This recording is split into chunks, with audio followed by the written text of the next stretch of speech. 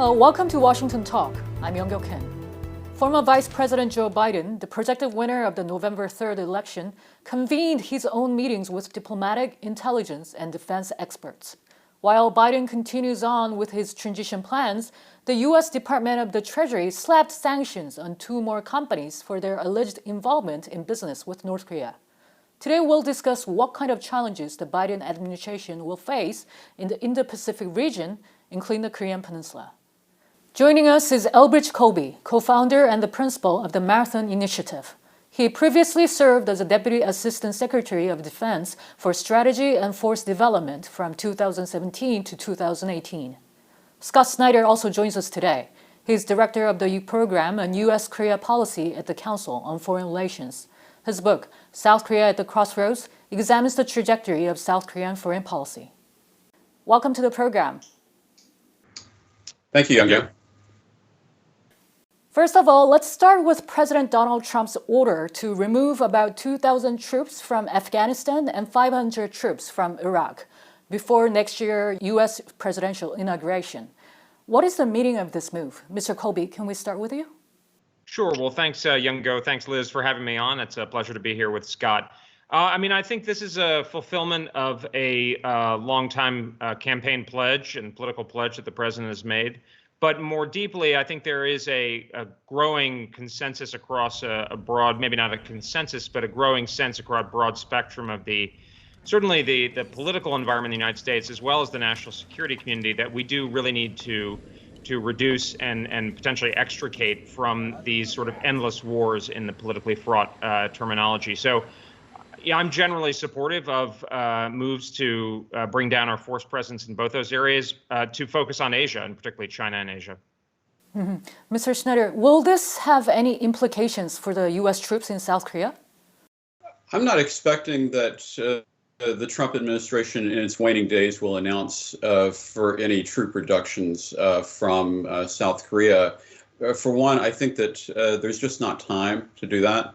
The orders related to Afghanistan are going to be completed within days of the inauguration. And so I think that it's likely that the U.S. force presence in Korea will remain stable through into the next administration. President Trump repeatedly asked the allies to equally share the defense cost, which has put some strain on the alliances, including that of the U.S. and South Korea. Mr. Colby, how should the Biden administration deal with this issue? Well, I think this is actually going to be an area of real difficulty for a Biden administration. I mean, I think Vice President Biden ran on a platform of sort of, we're back, America, we're going to work with allies and so forth. But President Trump, I think, has really put his finger in a sort of a pointed and direct way on an issue that had been intensifying for some time. I mean, people point out that President Obama made this point in his famous Atlantic interview. Secretary Gates and others had really started to put much more pressure on allies, particularly in Europe in that case, to contribute more. So there is a fundamental structural need. And stepping back, the United States does need its allies and partners to do more. I think South Korea, in a way, might be in a better position because if you look at the level of defense effort by the Republic of Korea, it's actually quite high relative to other U.S. allies, both in Asia and in Europe. Mm-hmm. Mr. Snyder, what about you? What is the appropriate level for burden sharing? Well, I think that the main point really is that the U.S. framing of this issue is going to shift from one that is focused specifically on transactionalism and on money to questions related to efficiency and commitment. And I actually think that's a better way to approach the issue, especially with a longstanding ally like South Korea. And I think that it's true that there will be expectations, higher expectations, for South Korea to meet under a Biden administration in many of these in this area. And there also is a lot of underbrush in terms of issues that had not been dealt with in the Trump administration because of the focus on money that are going to have to be dealt with now. Issues related to adequate training, especially air training, and issues related to logistic support for the THAAD missile system are both issues that have not gotten as much attention because of the focus on the burden sharing, the monetary aspects of burden sharing. And then Bridge is right, stepping back, that one of the challenges for the alliance more broadly is how does South Korea respond to the need to broaden the aperture of the alliance to focus not only on North Korea, but also on regional policies in East Asia. Mm-hmm.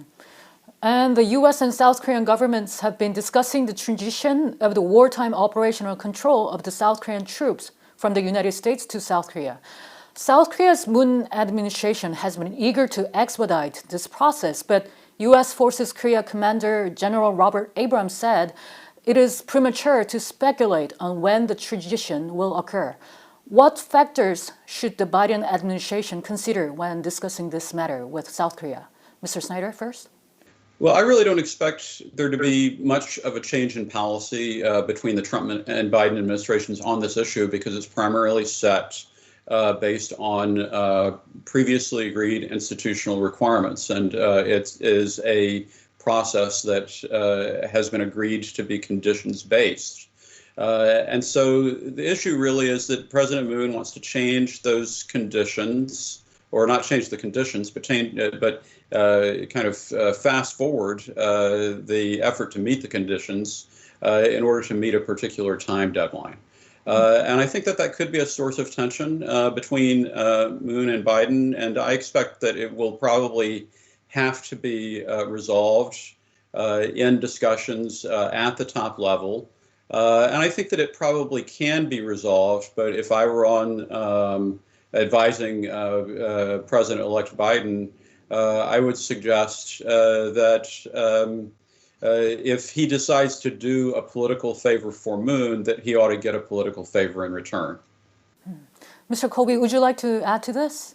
Sure. Well, I think Scott laid out the framework and the assessment very well, so I wouldn't comment on that. I would just say that, I mean, I'm more sympathetic to a transfer of operational control than some Americans. I mean, I think the frame and where the Trump administration to some extent had an important point was that the posture on the peninsula is an archaic posture. I mean, it's largely oriented towards the conventional defense of South Korea, but I think as the Pentagon and others have made clear, the U.S. focus really has to be on the defense of its allies, and I think Taiwan from a Chinese assault, and that's only becoming more and more severe. So anything around the world that's not sort of oriented towards that or efficiently allocated in a kind of cost-effective way to secondary missions, I think is going to have to be on the chopping block at some point or another. Now, of course, there's a different potential posture on the peninsula that could be more, mobile, of course. And I mean, these issues have come up in the past between the United States and South Korea.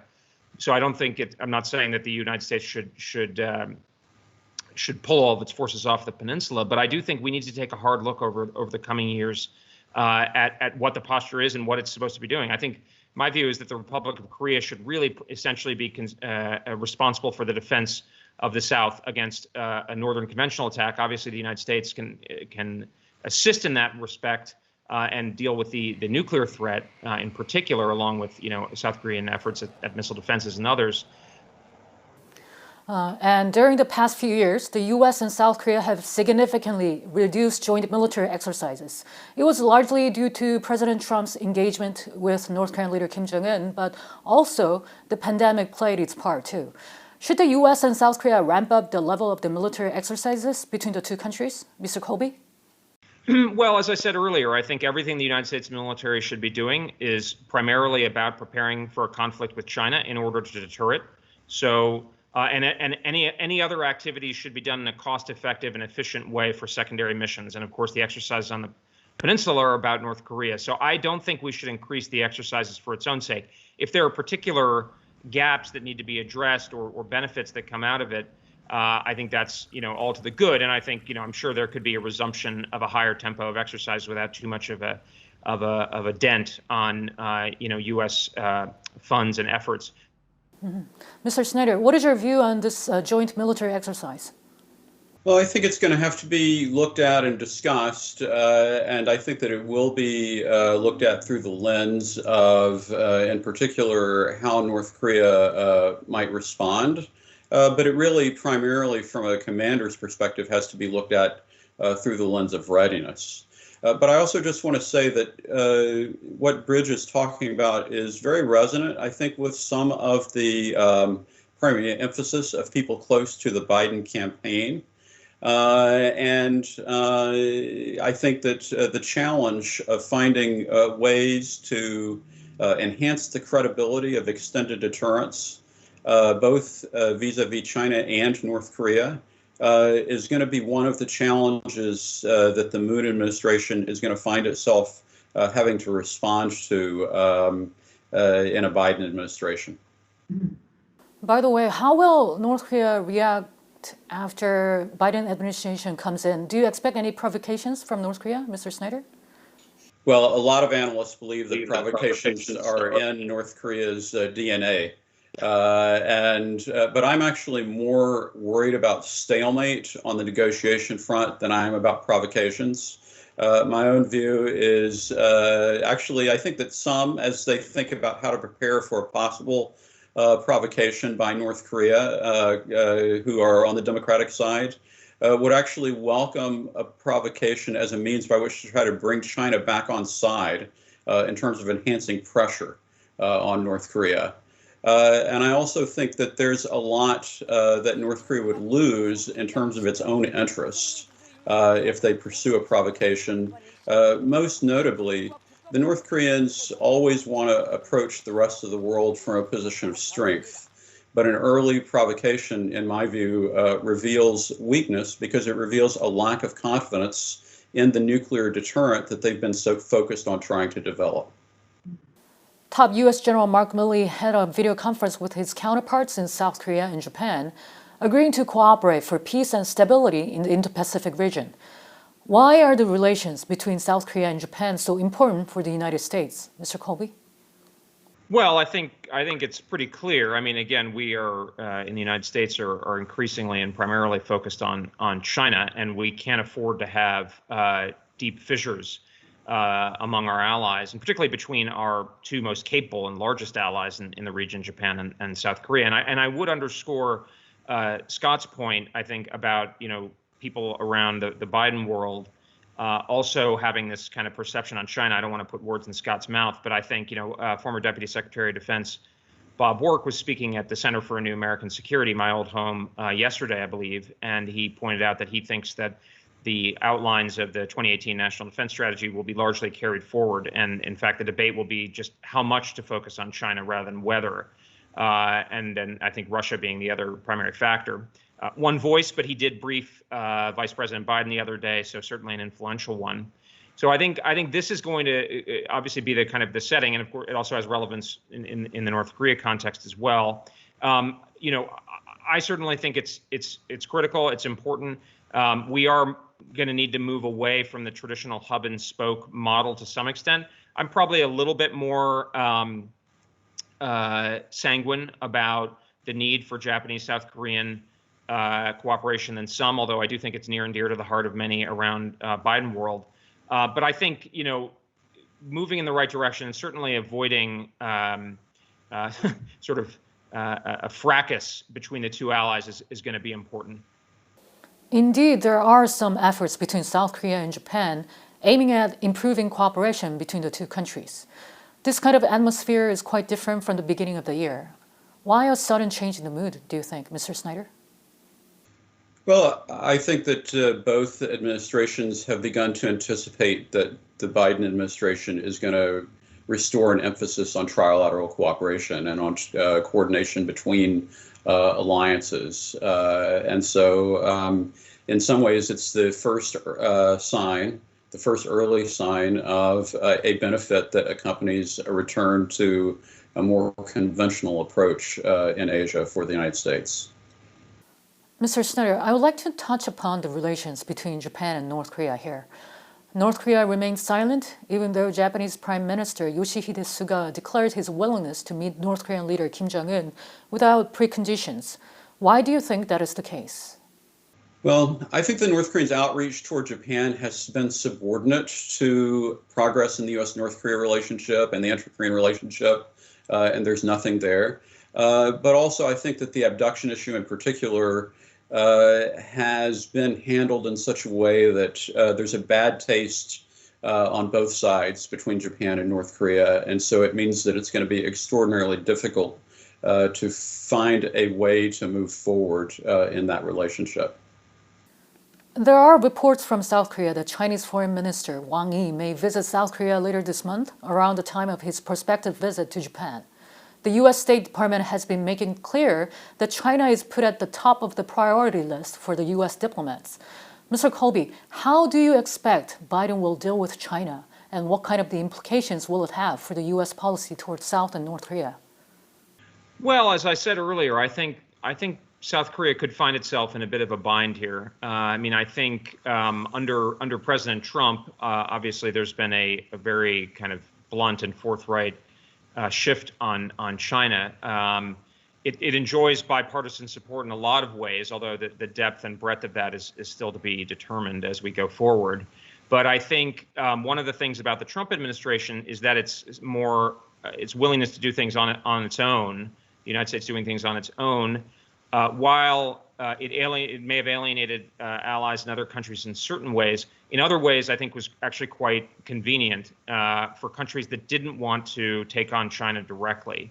And this is, of course, very common in Asia. And this is, I think, one of the reasons why the Trump administration is considerably maybe more popular, or at least less unpopular in a lot of parts of Asia, certainly Asian governments, than it is, say, in Europe, where there's widespread. I think it's indisputable to say that it's not popular among large fractions of European governments. But I think in Asia that's less true. Maybe not the style, but the substance of it. And I think you've seen this in reporting recently, that countries like, Taiwan, of course, Japan, even Vietnam, even Australia, India, et cetera, while I think they're, would welcome working with an American government of either political party, there is concern that there will be less of a willingness. And I think some of the articles about Susan Rice's potential nomination have caused real concern, I think, in Asia. And I think why this is relevant for South Korea is, of course, particularly under the Moon government, it seems that South Korea does not want to, take on or alienate China directly. But I think, Biden did run on a, I'm going to compete with China policy course. He says he's going to do it differently and maybe a little bit in more of a mild way than President Trump has. But basically, the content will remain the same, but it will rely much more on engagement with allies. Well, when push comes to shove on that point, that means that the Biden administration is going to come to places like Seoul and say, what are you willing to do with us vis-a-vis China? I mean, that's when we really come down to the nub. Meanwhile, the U.S. Department of the Treasury most recently slapped sanctions on 2 companies operating out of Russia for their alleged involvement in the exploitation of forced labor from North Korea. Mr. Snyder, what does this tell us? Well, I see the Treasury's announcement as a sanctions enforcement measure. It's aimed at enforcing the UN Security Council sanctions on the books related to North Korean labor exports. And it really is, I think, focused on sending a signal to Russia that it wants to see compliance with and enforcement of the Security Council resolutions, because, as we all know, Russia, along with China, has really not been doing its job on the enforcement front. The Third Committee of the UN General Assembly adopted a North Korean human rights resolution for the 16th consecutive year, and the resolution is expected to be put to the General Assembly next month. And it shows that the reality, North Korea continues to sacrifice more of its own people in pursuit of missiles and nuclear weapons. Mr. Colby and Mr. Snyder, thank you so much for being with us today. Thank you. Thank you. And that does it for this week's Washington Talk from Voice of America. Please join us again next week for more analysis.